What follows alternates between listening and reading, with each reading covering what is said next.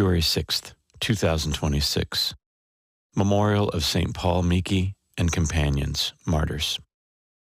A reading from the book of Sirach. Like the choice fat of the sacred offerings, so was David in Israel. He made sport of lions as though they were kids, and of bears like lambs of the flock. As a youth he slew the giant and wiped out the people's disgrace, when his hand let fly the slingstone that crushed the pride of Goliath. Since he called upon the Most High God, who gave strength to his right arm to defeat the skilled warrior and raise up the might of his people, therefore the women sang his praises and ascribed to him tens of thousands and praised him when they blessed the Lord.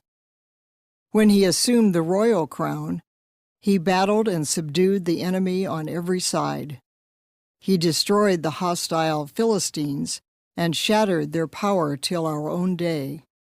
With his every deed he offered thanks to God Most High in words of praise. With his whole being he loved his Maker, and daily had his praises sung.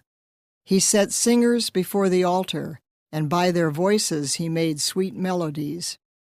He added beauty to the feasts and solemnized the seasons of each year, so that when the holy name was praised, before daybreak the sanctuary would resound.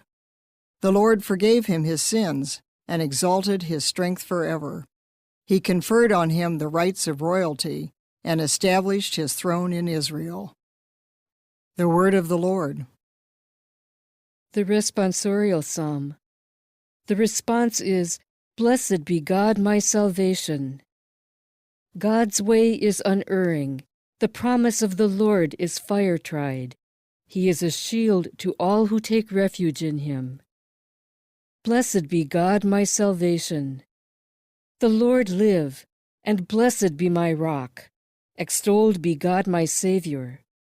Therefore will I proclaim you, O Lord, among the nations, and I will sing praise to your name. Blessed be God my salvation. You who gave great victories to your king, and shown kindness to your anointed, to David and his posterity forever. Blessed be God my salvation. A reading from the Holy Gospel according to Mark. King Herod heard about Jesus, for his fame had become widespread, and people were saying, "John the Baptist has been raised from the dead. That is why mighty powers are at work in him." Others were saying, "He is Elijah." Still others, "He is a prophet like any of the prophets." But when Herod learned of it, he said, "It is John whom I beheaded. He has been raised up." Herod was the one who had John arrested and bound in prison on account of Herodias, the wife of his brother Philip, whom he had married.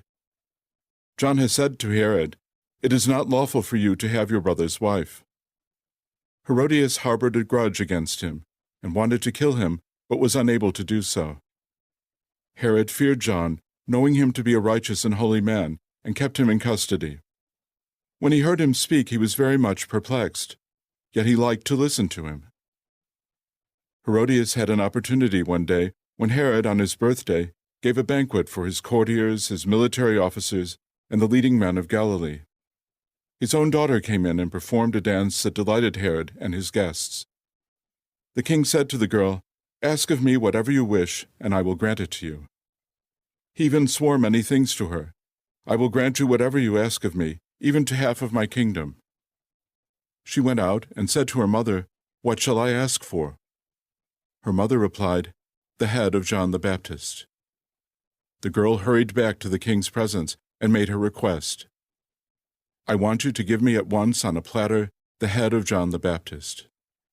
The king was deeply distressed, but because of his oaths and the guests, he did not wish to break his word to her. So he promptly dispatched an executioner with orders to bring back his head. He went off and beheaded him in the prison. He brought in the head on a platter and gave it to the girl. The girl, in turn, gave it to her mother. When his disciples heard about it, they came and took his body and laid it in a tomb. The Gospel of the Lord.